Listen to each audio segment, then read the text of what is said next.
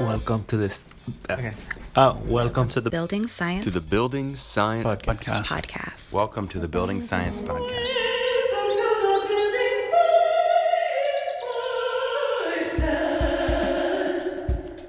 Bringing the human factor to architecture and design. Brought to you by Positive Energy in Austin, Texas. Hello, and welcome back. Welcome back to the Building Science Podcast. So glad you're here. I'm Christoph Irwin, here today solo. Miguel is uber busy with other things this morning. And I really just wanted to go through some ideas that I shared with the AIA Austin community last week at their summer conference. I've had a lot of really positive feedback, people telling me that they learned a lot, they really put the pieces together, and that it was an important and timely message for them. And so I thought I'd just run through it. What we're talking about today are the basic principles for healthy buildings. You could say specifically healthy buildings for humid climates, but these basic principles apply all over. When it comes to talking about healthy buildings or sick buildings, in fact, one of the things I think we should start with is recognizing that words matter. And I think we're going to edit this out. That's my dog scratching. Just remember that words matter. Specifically, the words healthy buildings or sick buildings, right? There is no such thing as a healthy building or a sick building. It's people, it's occupants. Buildings can promote the health or damage the health of the occupants. And it's just very important, very simple message to recognize that buildings don't get uncomfortable or unhealthy. It's occupants that do. And specifically where this comes in is in the notion of conditioned space, right? The idea is that when we say conditioned space, air conditioning, what we typically mean is air cooling, but conditioning actually implies conditioned for a purpose, right? Conditioned for humans to be in there, right? And ideally to promote human thriving. We live in a very technologically sophisticated world where we have access to just tremendous sumptuousness and tremendous refinement in the products and systems that we access every day. But our homes, check it out, our homes are absolutely a laggard technology. Fundamental systems, on the Enclosure side are changing incrementally, but they're roughly the same as what they've been for many, many decades.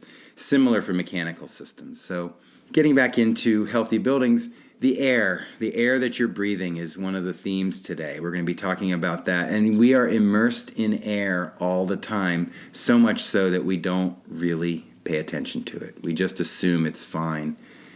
Generally speaking, we as a culture, we're very into health consciousness, right? We're becoming very clear on, what we eat and drink, what is our cutting board made of? What do we store our food and water in? We're getting this tremendous sophistication for health when it comes to our food. Think about, the growth of the organic food section. But when it comes to the organic food section in the building world, we walk right by it. It's not a matter that it doesn't exist. It's just a matter of we don't engage in it.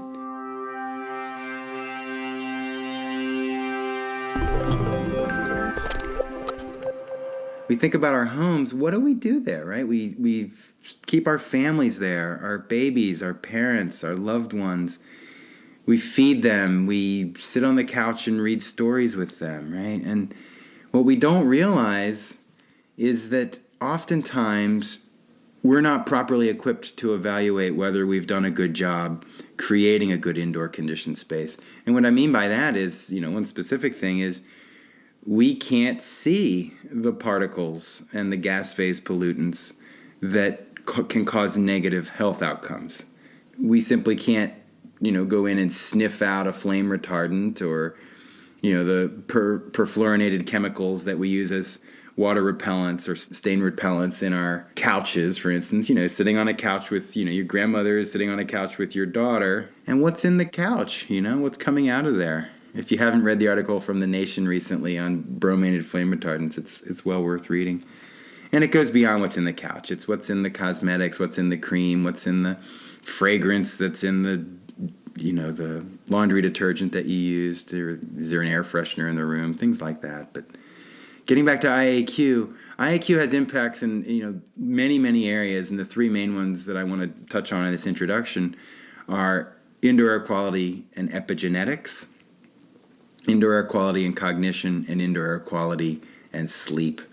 And so epigenetics, this is probably the elephant in the room. This is the bomb. I mean, if you don't know about the fact that genes can shift, your genes, your child's genes can be caused to shift in the way they express in a single lifetime, right? Sorry, Darwin, but we've learned since that environmental exposures can cause gene changes in a single lifetime, right? There's the famous story about the famine in Holland, where the parents were exposed to extreme hunger and food deprivation, and their kids grew up with genes expressed to try to cope with that, which then led to negative health outcomes when they didn't experience that environment. But more close to home, pregnancy, right? So the particles that a mother breathes and ingests get into their blood and go into the baby's blood. The number of gas phase pollutants and particle phase pollutants that we find in cord blood is scary, or it should be scary if we know about it. But specifically, there's this term called methylation, which is basically gene regulation, prenatal gene regulation by the parent, and it is impacted by particulate matter, right? By PM2.5, for example, correlates that as you increase the concentration of PM2.5, you decrease the functionality of methylation or gene regulation. So that's IAQ, indoor air quality, and epigenetics.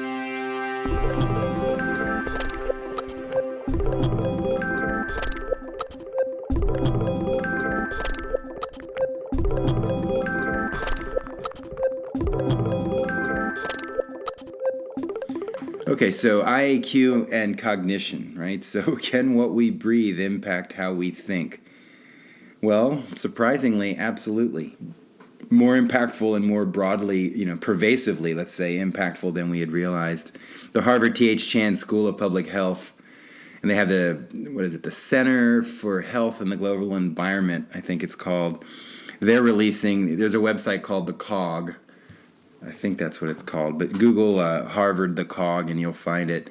And, what we're learning is that the benefits of a good building and good air in a building actually impact many different metrics associated with decision making, right? So we have, basic activity, applied activity, focused activity, task organization or orientation, crisis response, information seeking, information usage, things like that, strategy making.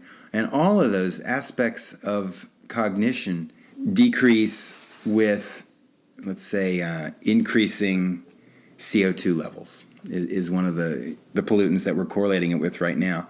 And it might turn out to be that CO2 is a correlate, but it's actually a proxy for something else that's the causal factor. But still, the underlying conclusion that indoor air quality, what's in the indoor air chemistry, indoor air microbiology, however you want to refer to it, that it impacts the way you think and the way you make decisions, right? And think about that the next time you're flying on an airplane where CO2 typically is quite high, at least from my unofficial measurements by taking my CO2 detector onto some planes.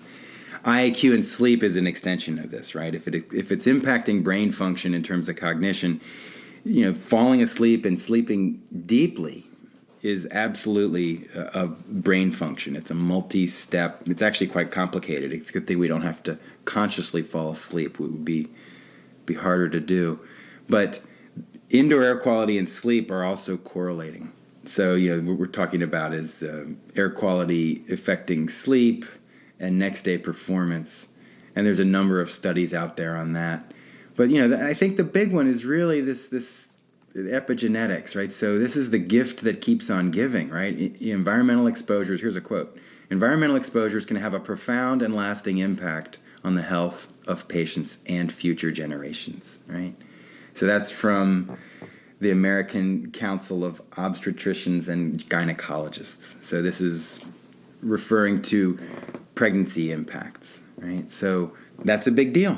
Those of you who are listening, you are almost certainly involved in some way in delivering the indoor space to our society, the design of, the construction of, the appreciation of, or maybe you're a homeowner, maybe you're just a interested party because you live indoors and you understand that is where we spend all our time. Right? I think we've always heard it bandied around that we spend 90% of our lives indoors. Well, that figure comes out of Lawrence Berkeley National Labs, their Human Activity Pattern Study. So you can Google that, LBNL, National Human Activity Pattern Study. It's actually 86.9% according to that study, so 87% of the time, total time spent indoors. But what is really needing to be expressed is that 70% of the time, the average human life in this study was spent in a residence. It was actually 68.7. But roughly 30% of your life is spent in one room in your residence. Guess which one, right? It's your bedroom. In terms of environmental epidemiology and exposure science, right? We need to start studying what's in our bedroom, what's in our sheets, what's in our pillow, what's in the sleep zone, what's in the area right around your nose and mouth when you're sleeping. But not just that, right? Because we know that, pollutants can go from the air into our blood directly through our skin, right? Transdermal uptake can happen. But, largely speaking, what I want to stress here with this is that we are engaged as a society right now in something like looking for our keys under the streetlight, right? You ask somebody, what are you looking for? Oh, I dropped my keys. I dropped them way over there, but it's dark there, so I'm going to try to find them here where it's light. It's obviously ridiculous, but why is it that so many of our leading programs are focused on commercial buildings, right? Why are all these big rating systems not focused on the home, right? Well, obviously, partly because there's less money there. It's many smaller projects, harder to really, prime the pump and get the program thriving. It's a juggernaut of an industry, a super tanker to turn. It is not an easy situation. There are multiple interconnected stakeholders, and we need them all to move, at once, or all being willing to move at once. And these podcasts, so thank you for listening. Please share them. They're part of that, right? They're part of that effort to try to change, the basic understanding of conditioned space. Conditioned space being our strategy for where we do with ourselves. We store ourselves inside these buildings, inside conditioned space. It's basically a fishbowl strategy. You're swimming around in a fishbowl right now, even if it's a car, right? That's a conditioned space. By the way, the Lawrence Berkeley study estimates around 5.5% of the human life is spent in a vehicle, which fortunately is less than you spend outdoors. So you do spend more time outdoors, 7.6% of your life, than you do in a vehicle. But by the way, total time spent indoors, that's not a home, right? It's 11% plus 2% plus 5.5%. So 16, 17% of your life in a building that's not your home.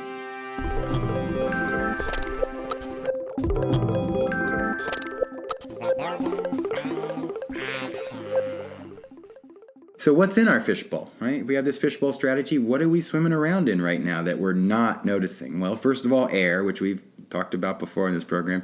Air is more than you think. It's a heavy fluid. It's a compressible fluid, but it's in your home, and it weighs thousands of pounds. And there are probably tens or up to, on the order of 100 pounds of water vapor in that air.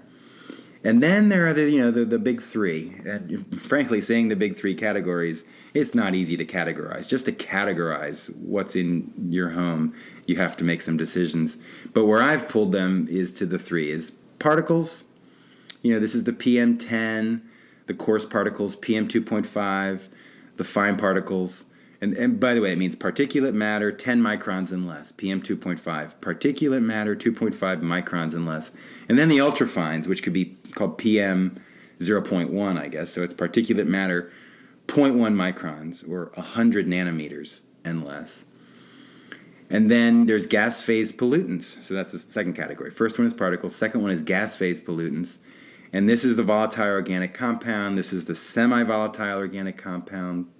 The big thing to remember here is that these are chemical pollutants in your home, right? Chemical toxins in many cases, and toxins is a word that we need to think about language. Toxin means poisonous. Toxin means definite negative health outcomes. particles, gas phase pollutants, and the third one is bioaerosols. And this is a rich one that's really growing. This is where the indoor microbiome is studying.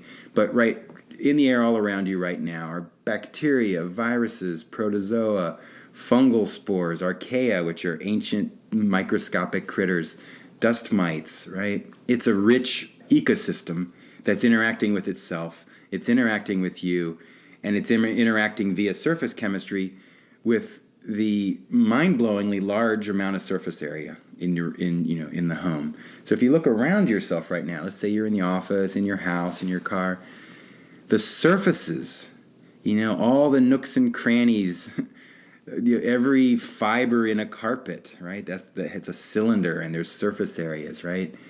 The world of what's in our fishbowl is largely lost on us. We don't get it. So today, right, this is a huge topic, but today we're really focusing on homes, and we're really focusing on indoor air quality. So to define home, what we're saying is home is basically where your bed is. Wherever you put your bed, that's what we're going to call your home. Your bed being, a third of your life. Home being roughly 70% of your life. And indoor air quality is, it's part of this human factored building science that we really want to apply to the design of homes.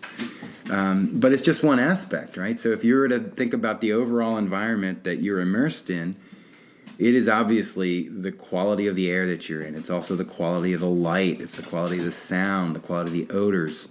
Are there vibrations? Are you even not detecting them neocortically, but maybe limbic vibrations that your body picks up that you don't realize? The quality of the water that you drink and bathe in, the quality of the microbiome, and of course thermal comfort, right? So that's the list of IEQ features, indoor environmental quality. And today we're talking about indoor air quality.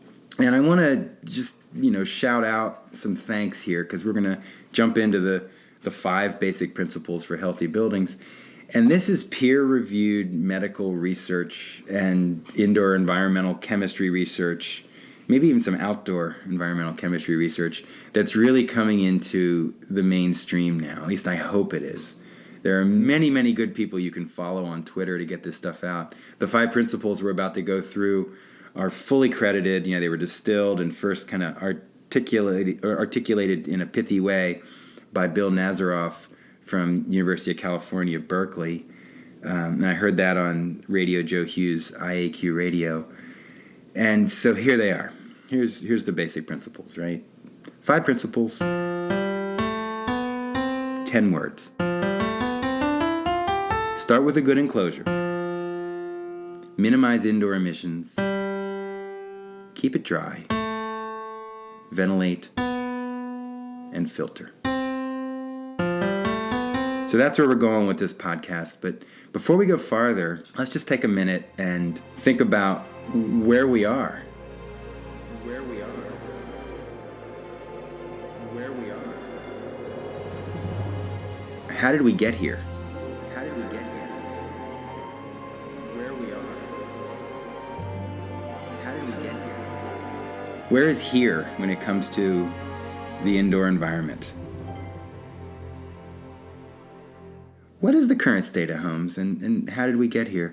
Well, if you want to just reflect on the current state of homes, apartments, townhomes, just think about these 2 pairs of 2 words, right?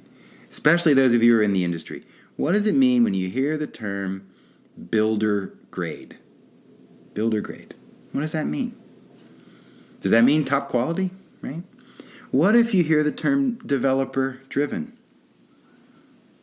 We've all many of us have had the opportunity to work on a developer-driven project. And what does that mean? What does that really mean, right? William Jared Levitt, could be the founder of Suburbia. He has that sort of famous or infamous quote, "Any damn fool can build homes. What counts is how many you can sell and for how little," right? So that was roughly 70 years ago, 7 decades ago. And it's kind of like the iceberg. The tip of the iceberg is high design and refined sumptuousness, the program, the convenience, all those things. But what's underneath? What is the, like, if there's three kind of subtle but pervasive guiding principles that have led to where homes are now, they're probably going to be something like eyeballs, egos, and first cost, right? And that is a shame, because that seems to imply that, everything's good, the home is going to be durable, it's going to have good indoor air quality, it's going to be energy efficient, it's going to help with our sustainability goals culturally. And because all those dimensions are satisfied, it's reasonable to go ahead and think about first cost and visual aesthetics and whether the home helps me to feel, important and solid and permanent, right? Ego. So what's our goal? Where are we going, right? Well, I hope where we're going is home as health intervention, architect as advocate, or the whole project team as an advocate for that. Right now what we have is it's as though project teams are up at the salad bar of home design, and they assume all the ingredients on the salad bar are good for you, right? And there's a lot of things there that aren't, building materials that are toxic, and there's designs that don't recognize massing orientation and aperture principles and therefore hemorrhage energy for the life of the building. So, who's putting your salad together? Who's making your food? Do they know the difference between a condiment and a toxin? That's a good question. We always hear the term, form follows function, right? Frank Lloyd Wright famously used that term. And what he was meaning was, is it a factory? Is it a library? Is it a home, right? If so, that's the function. And then the form should follow that. But really, there's a deeper level of function that is, or should be, everywhere. And that is, form follows the function of this space, creating human thriving, right? There's tremendous unrealized upside in our buildings. And now it's time to go there. Let's go there. So the 5 principles, we'll go through them fairly briefly here, but start with the good enclosure. Boy, oh boy, talk about trying to go through something briefly. The 5 principles altogether, start with a good enclosure, minimize indoor emissions, keep it dry, ventilate, and filter. That encapsulates all of building science, including the emerging adjacent, areas that get into human-factored building design. But starting with a good enclosure, let's look at the word good, right? Well, what does good mean? Well, good means functional, right? It's going to do the things that you want it to do reliably for a long time. The enclosure, there's one way is to call it an environmental separator, but let's talk about what the enclosure is. The enclosure is the piece of your building that sits on the ground that connects it to the earth, right? So that's the foundation. It could be a basement, a slab, a crawl space, pier and beam. There's lots of different ways, but it's the foundation, the walls, and the roof, right? It's the six-sided box, the six-sided environmental separator that actually creates this thing that we call indoors, or this thing that we call conditioned space. A few things to really keep in mind about the enclosure. Right? We hear about passive house, but really the word passive, what it's pointing to is the enclosure is the passive, durable, functional assembly that is the gift that keeps on giving. It is a situation where we have really one good chance to get it right, because it's going to be inconvenient to fix forever, right? So that's really the enclosure, right? That's what we want to think about. When you think about the enclosure, think about those elements of the home that are passive, durable, and functional. You have one good chance to get it right, and it's going to be inconvenient to fix forever, right? So why are we talking about the enclosure on a podcast associated with indoor environmental quality, right? Well, there's a few very close connections between the enclosure and indoor environmental quality. First is it defines the breathing zone of the conditioned space, right? So it defines the area or the volume of air that you're going to pull into your lungs. The second is it mediates moisture transport processes. I mean, what I mean by that is it's either going to leak water or not leak water. So the second is it mediates moisture transport processes, which is, unfortunately for me, that's the way my brain makes those words. But, what that means is it's either going to prevent the building materials in the indoor environment from being wet, damp, moist, or not. right? So this means rain and groundwater. This means air transported moisture. This means diffusion through building materials, capillarity. I mean, there's a lot of building science here, right? Sorption, suction curves. You can go on and on and on. But really, it's the enclosure, and it's important for indoor environmental quality because of two things, right? It defines the breathing zone of the conditioned space, which we just said. Also, due to the better living through chemistry and, living in the chemical age like we are, the materials, the very materials we choose to build our enclosure out of, can be a permanent source of toxic air pollutants. Lovely, enough with occupants as science experiments. It's absolutely what we currently do. We choose to put materials into our enclosure that we hope aren't going to have a health outcome, but we won't find out for a few years or a few decades. Right? Do you remember bromated flame retardants in pajamas? I can remember my Superman pajamas with the feet in them being thrown away, right in the, quote, prime of their life, as far as I was concerned as a little kid. And that's because they had bromated flame retardants in them. That's not an enclosure, but it was an enclosure for my young me. So that's the enclosure and why it's important for indoor air quality.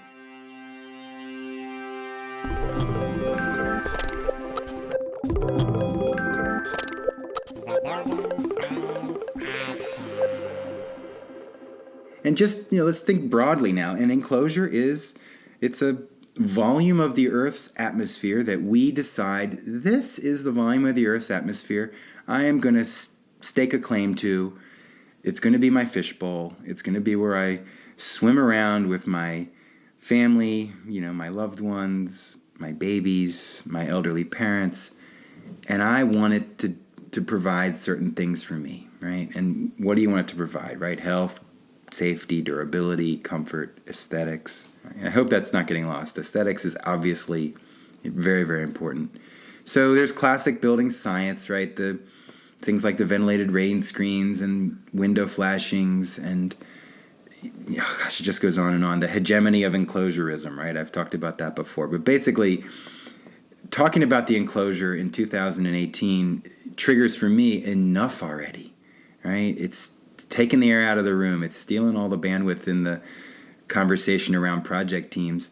And I do admit that it's not done perfectly all the time. There are many people with deep questions and important questions that need to get resolved. But generally speaking, check this out and tell me if this isn't ringing true for you. Generally speaking, people spend much more time and effort, and they know the vocabulary and the underlying concepts related to enclosure systems. Foundations, walls, roofs, right? We know the insulation, the control layers, various materials, continuous insulation, peel and stick, Anyway, sheet applied. There's so many different ways you can go with enclosures, and generally speaking, we know them, we know the path through. And there's podcasts on this series earlier.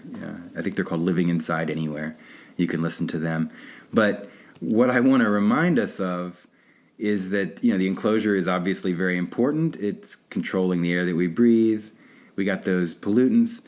But there's this whole other boot to drop, and that is specifically the air distribution system of the home, right? That obviously, or not obviously, but let me explain it then if you haven't thought about it this way. That flex duct and duct board distribution system that is probably going to last, 7 to 10, maybe 15 years max without having major issues, well, it's going to be inconvenient to fix forever. You did have one good chance to get it right. It is a passive in the sense that it just sits there. There's moving air through it. But it's passive, durable, and highly functional, right? You are never more intimate with your indoor environment than when you take the air deep into your lungs. Let's take a quick break and do that. Check this out. Do this. That was me taking a deep breath. Hope you did the same. One more time. Deep breath.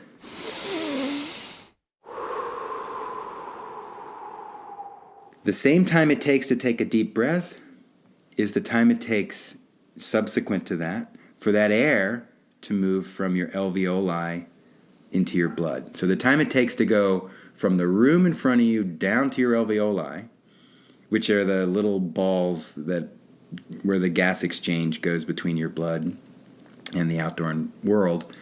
So from the outdoor world to your alveoli is the same time scale as from your alveoli to the blood. I mean, it has to be. It's a cyclical process.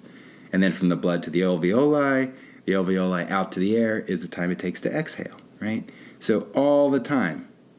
So try to listen to the next few minutes of the podcast constantly aware that you are pulling in the air around you and that it is filled with particles, gases, and bioaerosols. So just a little more on my mild rant here on air distribution systems. Are they given sufficient attention? Absolutely not, right? There are so many people, Allison Bales has come into mind, Energy Vanguard, are just championing, picking up the cause here of like, enough already. Let's make good air distribution systems. And he has some fantastic pictures. He has the Kraken out there. He's doing a wonderful series right now on his blog about mechanical design.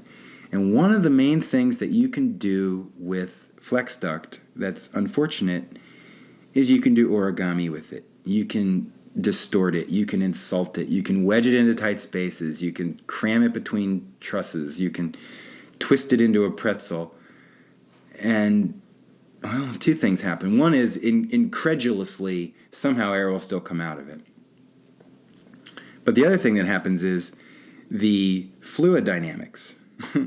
The energy of the fan that is pushing air through the duct system is constantly wasted overcoming needless friction, right? We've talked about this before, but like you have a really sweet energy efficient car, and meaning you buy really sweet energy efficient mechanical systems, heat pumps, let's say, and yet you don't pay attention to the air distribution system. That's like not inflating the tires on your car. For the life of the car, you get one good chance to inflate the tires. And because it's not about your eyeball, your ego, or a low first cost, or actually it is about low first cost. It's out of sight, out of mind, out of budget. That's wrong. That's not okay, right? It's common, and information isn't going to change it. But the reason I said that's wrong, that's not okay, is what really is going to change it, thinking about behavior change, is not shaming, but it's emotion. It's you right now. You have some influence over projects. You have some stake in the outcome. And what do you insist on, right? You as an architect, do you just make the visual, spatial, you do your program, you go through SD, DD, CD, and you don't engage with where the lungs of the building are going to go or what they're going to be made of? We're so thrilled at Positive Energy that we have so many fantastic architects that say no to that. They say, no, we're going to engage. We're going to integrate the lungs of the building into our architectural design. We're going to put health, indoor air quality, the energy it takes to move the air through those systems. We're going to think about fluid dynamics. We're going to listen to our engineers. As an engineer, it's thrilling, and it's a great honor to be on those project teams. We are trying to be very reasonable. We're trying to only push back when pushback is needed. We suggest other alternatives. We try to brainstorm. We are soaking up. We are grateful to receive architectural feedback in terms of, here's the look I'm going for. Here's what I'm trying to achieve. When you're trying to achieve a certain look in a building, it's unfortunate that one of the looks you're trying to achieve often is that there's no space conditioning, that it's magically conditioned, right? And, that can happen pretty effectively if you're living in Southern California. But here, I live in Austin, it's very hot and very humid. And the air, keeping it dry, ventilated, and filtered, is hugely important. And we need systems to do that. And they need to enter the room. The air needs to enter the room in a way that it mixes with the air. That means it needs to have enough energy, like a bowling ball mixing with the bowling pins. We need air to go tumbling around in the room so that it entrains the particles and gases so that they can get to the filter and be removed. We need the air to go tumbling around in the room so that the thermal and humidity conditions become mixed to improve human comfort, right? So if square tires, or let's say it this way, if round tires were considered ugly, would we build cars with square tires or triangular tires? No, tires are round because it's a function. It's a flow process. Air conditioning ducts and registers and diffusers have properties associated with the fluid dynamics that they mediate, and it's functional. It's not just an aesthetic inconvenience. So on the talk, I had several slides showing pictures of highly insulted. That's Jessie Bear, Labrador Jessie Bear, coming up. We had several slides. It's like, I guess, eye candy, or maybe like salacious shock factor. But one of the ones that I guess I'll describe for you here is a duct board supply trunk. So a long, skinny, rectangular, box, let's say, made of duct board. And there's the before cleaning and after cleaning picture. And the before cleaning, it's just coated with mold. I mean, white mold and dust, and it's disgusting. Afterward, it's got much less, but it's still dirty, and it's still duct board, and it's still going to be able to accumulate that. Now, granted, it's accumulated that probably because there's a leak to a building cavity somewhere. But the crazy thing about this duct board is this was the supply air line for a home spa. This means probably some exercise happening, probably increased rates of taking the air into your lungs and into your blood, putting it back out. The fluid dynamic design of flex duct systems, duct board plenums, is usually ignored. Low first cost rules, quality is not even present. And yet there are also examples all around, here in Austin, all around the country, of fantastic metal distribution systems. It's not easy to say because I know people don't like to hear it. Actually, it is easy to say, but I know people don't like to hear it. Certainly on the supply side. That supply plenum, it should not be made of duct board. It should be made of metal. The areas that the trunk lines or the takeoffs leave the plenum are not just random, right? There's rules around that. But even that, right? Even having just the radial plenum where you blow the air into a box, and then out of the box you have this kind of like hub and spoke distribution. That's not the only way to do it. There's other ways to do plenums. Air distribution is about systems, right? Your health delivery systems in a home are systems. They're not products. They are not your air filter alone. They are not your heat pump alone. They are not your dehumidifier alone. They are not your ERV alone. They are those thoughtfully selected components combined with the permanent, passive, durable air distribution components. Well, there you go. I think I buried that one in the ground.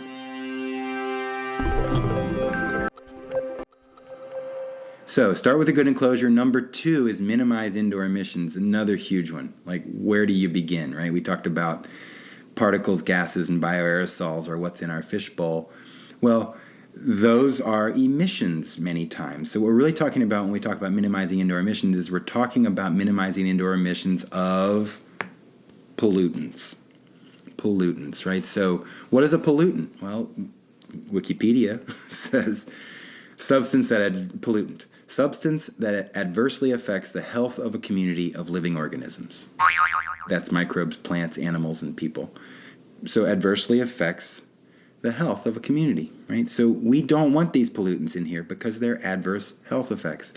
They are incredibly common. They are also, the pollutant emissions in an indoor environment is the initial causal factor for a chain that leads to health effects, right? So the chain, just to connect it a little bit, you have emissions, and by the way, they can be outdoor emissions that make their way into the indoor space, right? And in that sense, they are emissions of outdoor origin that are in the indoor space. They can also obviously be emitted from sources indoors. But you have some emissions that lead to a certain concentration of pollutants. That concentration can be considered an exposure for you when you're in the space. There's no problem yet. You have emissions, you have concentrations, and you have exposure. Problem starts when those three, let's say the concentration and the exposure, lead to you touch a surface and you rub your eye, or you touch a surface and you put your finger in your mouth, or you breathe in the material, right? Or the material is taken in directly through your skin, transdermally. So for whatever reason, you have intake of a pollutant. And then that intake can be characterized by a dose. And at a certain dose, it can be toxic and have health effects, right? So what we're really studying now, the science of the indoor environment or indoor chemistry is really studying the emissions and the concentrations, right? And then the health science is stepping in more on exposure, intake, dose, and health effects. So if we're talking about indoor pollutant emissions, there's basically two ways to think about it, right? There's active sources and passive sources. Active sources, the other fancy way to say that is anthropogenic sources. This means derived from human activity. So what's in the indoor space that's derived from human activity that is like the number one pollutant? Well, it's PM 2.5. It's these small particles that go deep into our alveoli and sit there. And they're not just innocuous little, chunks of rock that just sit there forever. They are incredibly small particles, and they are coated, kind of like the candy coating on an M&M, with all kinds of nasty chemical gases, or, possibly coated with, and likely coated with. So we talked about combustion exhaust outside being a large source of PM 2.5. There's also combustion that occurs inside, and one of the main sources of indoor PM 2.5, one of the main indoor sources of PM 2.5 is cooking. Cooking is chemistry. The flame itself is a chemical reaction. It's an oxidative reaction, all kinds of nitrogen and sulfur oxides coming off of that, water vapor coming off of that, unburned gas, So cooking with gas, it's funny, cooking with gas, right? It's even like a term. Hey, man, I'm cooking with gas. It's like a praise term. Holy moly, is that misaligned? Cooking with gas indoors, health disaster, right? And what it means specifically is your range hood, your exhaust ventilation system for your cooking situation. That's important, right? We'll talk briefly about that going forward. So active sources of pollutants, other ones inside a home. There is those air fresheners, those Glade plug-ins. I shouldn't use a brand name, but air freshener could also be called endocrine disrupting chemical emitter. It sounds like I'm trying to be salacious, but look at some of the peer-reviewed medical literature. Yes, Jesse Babe. It's just true. It's just the chemicals that come off of these things are known endocrine disrupting chemicals. Similarly with someone who wants to have instead of a TV, you're going to have like a decorative gas fireplace that's not vented. Unvented combustion inside a home. Holy moly. What a stellar bad idea, right? If you understood the overlap of the health sciences and the building sciences, that's a non-starter. If you want that, that's great. Put it outside. Put it on your porch.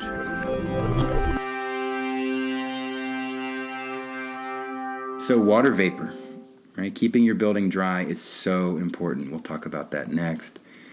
But that steamy shower that we all love, yeah, it's great as long as you're in the steamy shower, but you want that water vapor to be enjoyed by you and then to leave the building. You don't want it to linger, right? So that means moisture sensing bath fans as a no-brainer, and containing the steam, proper material selection in bathrooms, things like that. And the other active source that's really another huge one, it's us. It's the people, right? And you, Jesse. It's the dogs and the cats. It's these living beings. We are actually like Pigpen with particles and gases just bubbling off of us all the time. Right? They do studies of indoor chemistry in classrooms, and Axe body spray is a common, it's commonly measured, the basic ingredients of that. Basic constituent molecules. And when the students leave the room, the spectra of environmental chemicals changes radically. It goes back to the background. It goes back more to what the building is emitting. Things like humidity increase emissions from building materials. Having bright, unshaded sunshine hitting a building material absolutely increases its emissions. So active sources of building, keep just summarizing, cooking, huge. Showering, indoor combustion, air fresheners, right? These are the categories that are really anthropogenic in the sense human sourced. They're also in the category of things we can do something about, right? When you cook, you can run your range hood. When you shower, you can run the bath fan. When you have that indoor combustion fireplace because it's lovely, you can take it outdoors. You cannot plug in that air freshener. You can educate your project team. You can educate yourself. You can begin to internalize this message, reconcile it with your deep value preference system, and see what comes out. So then we have the more passive emissions of indoor spaces. And one of the big ones that's sort of hitting the news and has been in our buildings for a long, long time are flame retardants.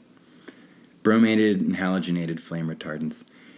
This is such a big deal, right? This is in the foam padding of our furniture, right? It's why do you need a flame retardant in a baby's crib? Well, mainly because of lobbying from the chemical industry and the tobacco industry. Babies don't smoke in bed that I know of, but infant mattresses are often, and pajamas, and baby seats, strollers.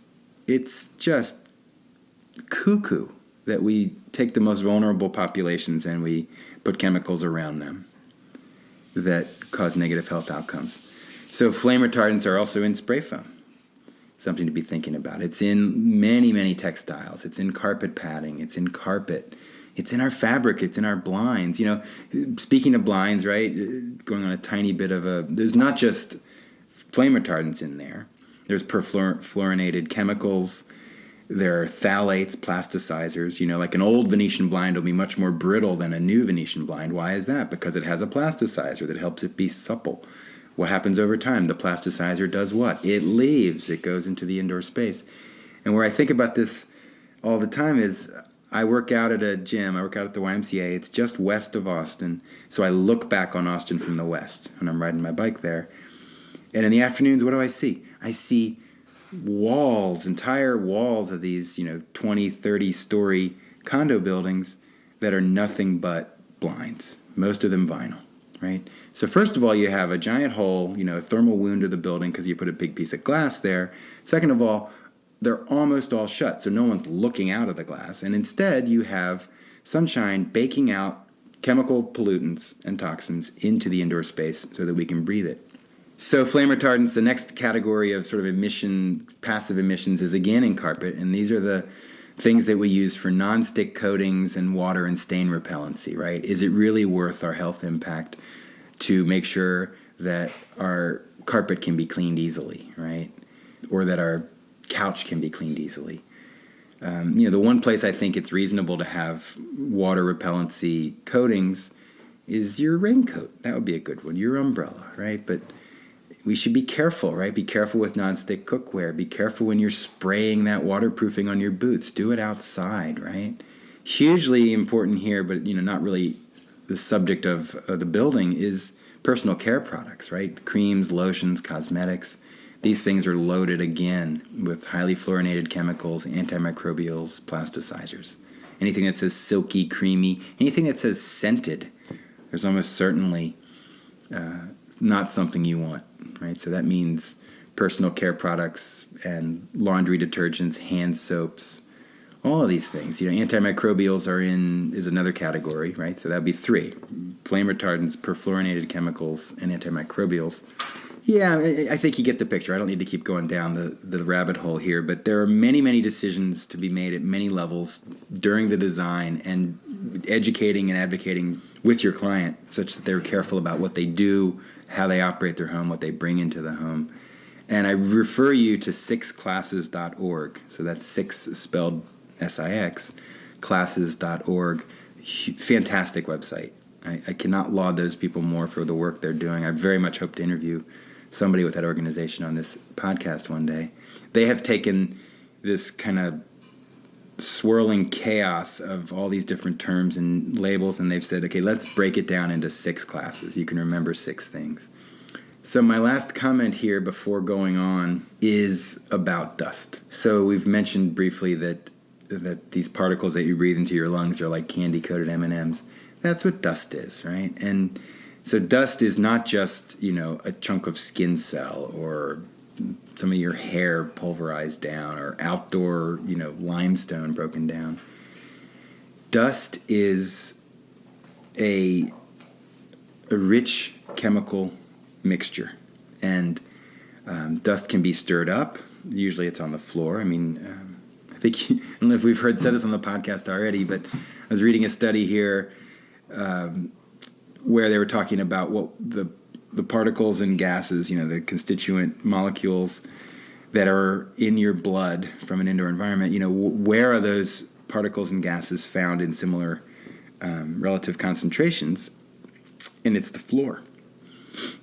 So this is kind of like the scientific way of validating the 3-second rule, right? So if something drops on the floor, you might as well eat it because whatever's on the floor is already in your blood. You've already been exposed. And so these are semi-volatile organic compounds. They can take decades and decades to stop outgassing. Volatile organic compounds, they usually go a little faster. These are the things like acetone and benzene and formaldehyde, terpenes, toluene, xylene, those kind of things. And we know we're targets for these things. That's what's interesting, is there are not only are there targets for indoor chemical pollutants, right? Hazardous chemical gases in the home. We know what concentrations we want to keep them lower than. We also know that oftentimes we aren't.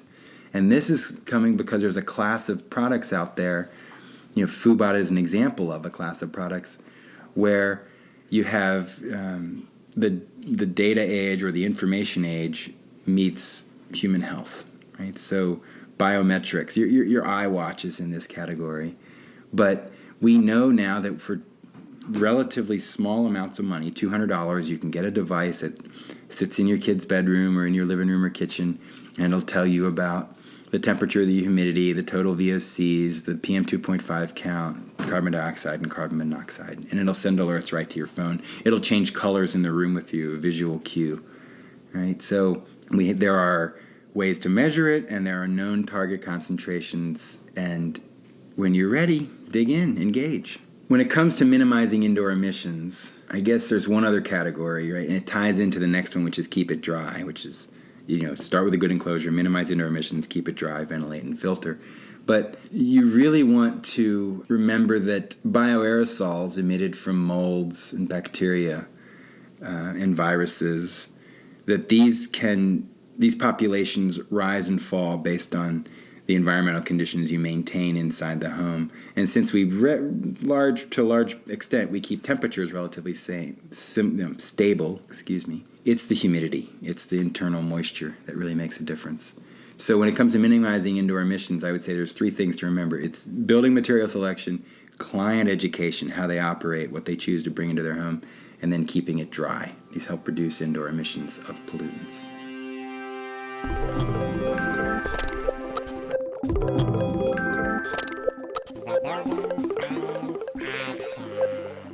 So the third, keep it dry, right? So why is it so important to keep it dry?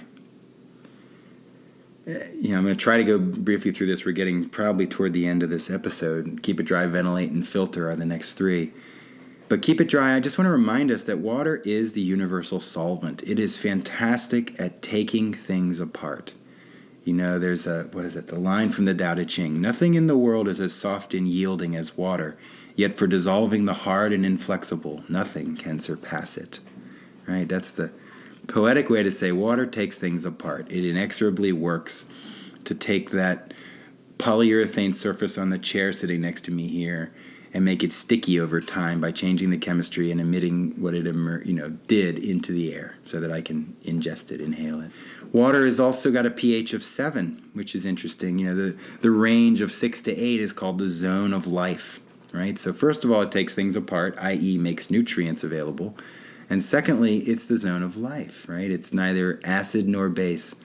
It's in this middle range where, frankly, cellular processes in life forms as we know it happen and thrive, right? And life thriving is absolutely something we want to have indoors, but we don't want it to be fungal life indoors. We need fungi. We need them outdoors. They're part of the decomposer category. It's hugely important for our ecosystem, but not our indoor ecosystem. You want to support your cellular processes, which means keep the humidity lower than 60% certainly, 55, 50. It's debatable where to set these set points. I use 55. If you're chemically sensitive, you can go lower. There are professionals that advise going very low. I don't currently know of any crunchy science. The Danish Technical University is what I would consider the world leader on this, and 50% RH, 45% RH is considered low, and plenty good to promote health indoors. So we want to keep it dry, and we want to realize that not keeping it dry impacts the indoor microbiome, which impacts your human microbiome, right? The 14 trillion living beings and the ecosystem that is you is absolutely influenced by the ecosystem that it's immersed in. There's a great book, it's like a compendium of Sloan's research, and it's called Microbiomes of the Built Environment. I think it came out last year, 2017, might have been 2016. But it has a chart in there where it talks about meta-studies on dampness and health. And it has studies that were done in 2004, 2009, and 2011. And then looking at evidenced relationships to talk about associations between health outcomes and exposure to damp indoor environments. And so just a few here, right? So upper respiratory tract infection, wheeze, cough, asthma, exacerbation of asthma or development of asthma, chronic bronchitis, respiratory infections, right? Allergic rhinitis, eczema, common colds. There's an association between health outcomes and exposure to damp indoor environments and microbiomes that impact those things. So there's other reasons to keep air dry, and they're a little, happier than that, right? So thermal comfort is one. Indoor air quality, odor quality. We talked about the microbiome. I'm reading a list here. This is credited to Robert Bean.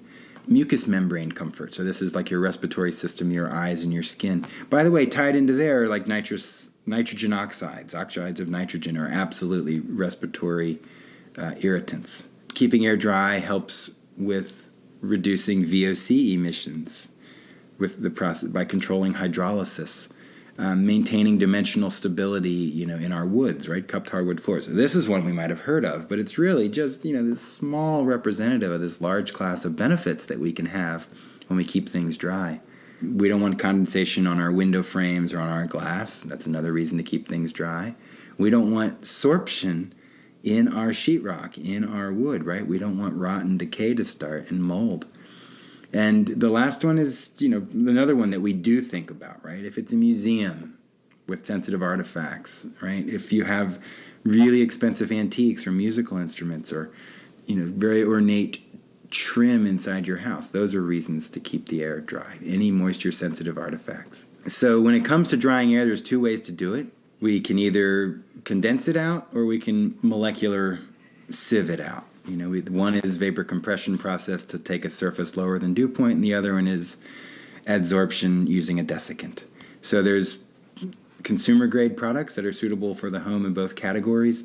Currently, what's offered, the vapor compression-based systems, they use lower energy and they cost less in the sizes and the volumetric flow rates that would make sense for a house. So that's how you would dry the air. And the last topic, is like, why is this, quote, suddenly a problem? Well, it's not suddenly a problem. I'd say it suddenly became a problem about 10 years ago. Bottom line is Energy Code has irrevocably changed buildings, right? Energy Code is saying, let's lower the cooling load here in Austin, right? In other climates, it's saying, let's lower the heating load. That's what your blower door test is about. That's why you have increased insulation. That's why your solar heat gain coefficient is lower and your U factor is lower on your windows. That's why you're asked to have ducts inside the conditioned space. Because we want to run our large energy using equipment less, right? So here in Austin it says, thou shalt run thine air conditioner less. That's what Energy Code is saying. But we have persistent humidity loads inside the home. Keep in mind, you and your activity are the humidity load. There is a lot through infiltration that can be reduced, but we still need to recognize that when you lower the cooling load of the building, you're running your air conditioner less, and your air conditioner was the only system in the building that used to accomplish drying. So it's very simple. It's very simple logic. Unfortunately, the actual trade practices are very slow to respond, right? And it's partly because you have misaligned cost-benefit relationships. We talked about developer-driven. But it's also the case that the industry and the society is just largely unaware of the overlap of the building sciences and the health sciences. It's not suddenly a problem. It's been growing for years. It's a big problem now. It's something, now is the time to wake it up. If you were here at the talk, or if we were live in person, I could show you some graphs showing that these cooling systems are not drying systems and they should not be relied on as such. And I could also show you that dedicated dehumidification in my climate costs like 10 to 30 cents a day.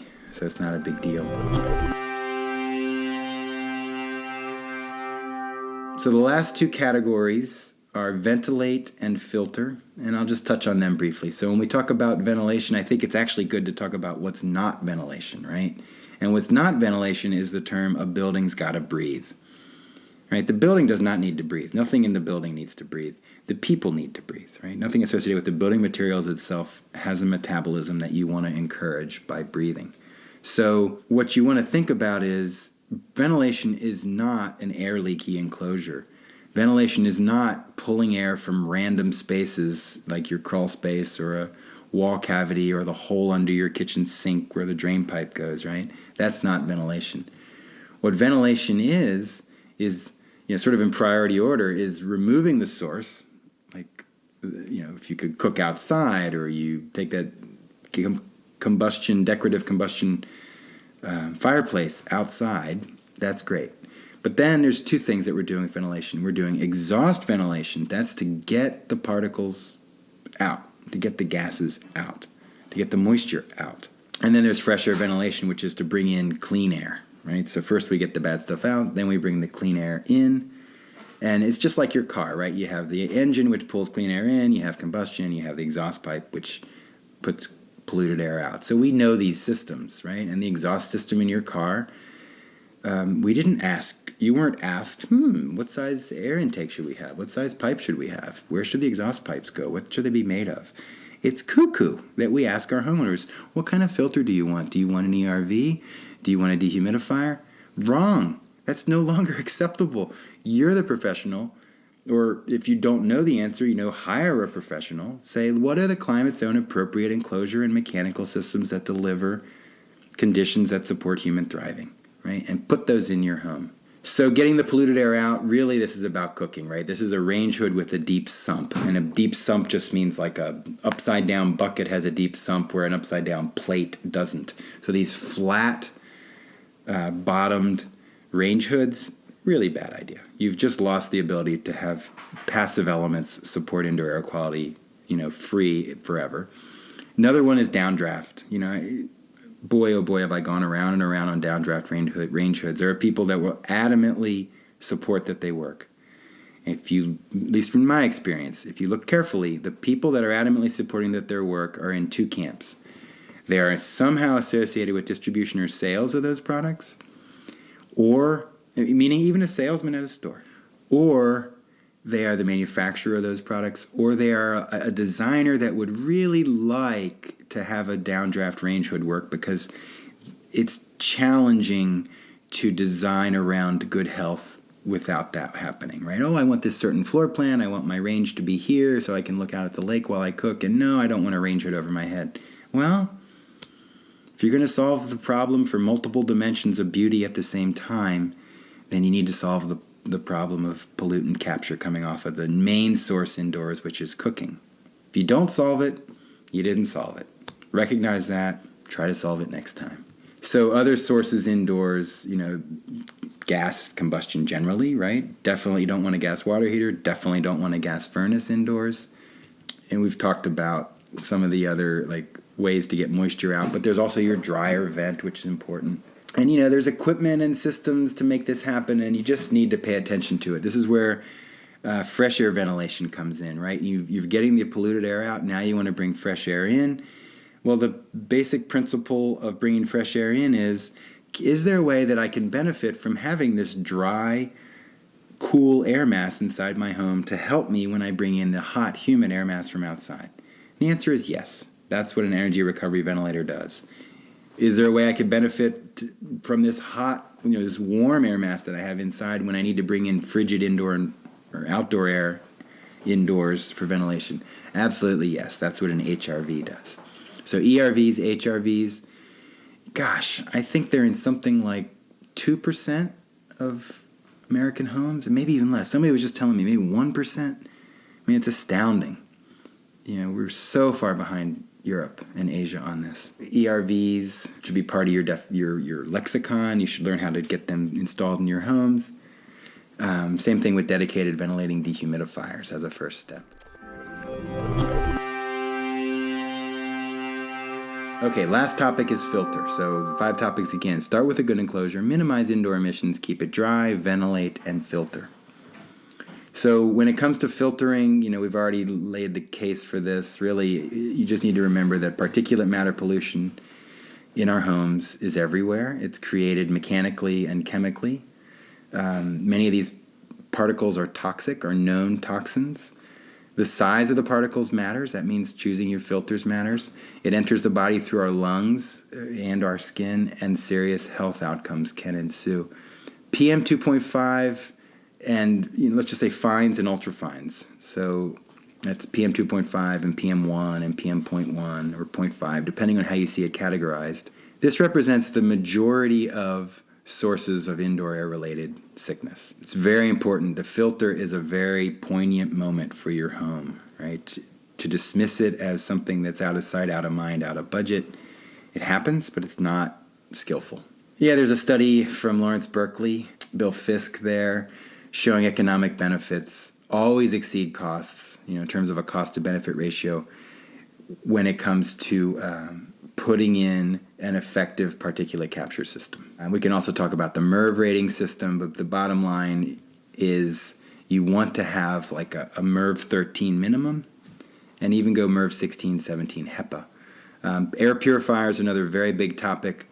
To summarize in a sentence, that if it's a very good portable room air cleaner that's doing particulate capture and maybe has some activated carbon or alumina plus HEPA filtration, fantastic device. Some of these more active systems that are plasma-based or ion-based or ozone-based, at the very gentle end, you could say more research needs to be done. And at the more extreme end, you could say it's not certain or even has been shown that many of these devices create constituent molecules that are not good for us, right? So more work needs to be done on that, and we will be digging into that more on future episodes here. Thank you for making it through to this spot. We're basically done. I just want to wrap up with a few thoughts, right? Design around people a good building follows is very simple, right? We have some basic themes that it's time to just say them, right? It's enough with using our occupants as science projects, and we can do better than designing around eyes, egos, and first cost. And, I also want to talk about our sophisticated taste for other areas of our world. Like we consume technology in a fairly sophisticated way. We consume food in a very sophisticated way. Why is it we don't have the same aspirations for our indoor environments? Right? It's really time to hit reset. It's time for everyone to stop and recognize that what you don't see, it does matter. And that when you're sitting across the table on a home design with your client, you can be the advocate for health as home intervention or not. You don't need to wait for your client to be the unicorn that asks for that. You can ask for that. You can push for that. So the new normal is home as health intervention and architect as advocate. Whole project team as advocate. So thank you guys very much for listening. We'll talk to you next time.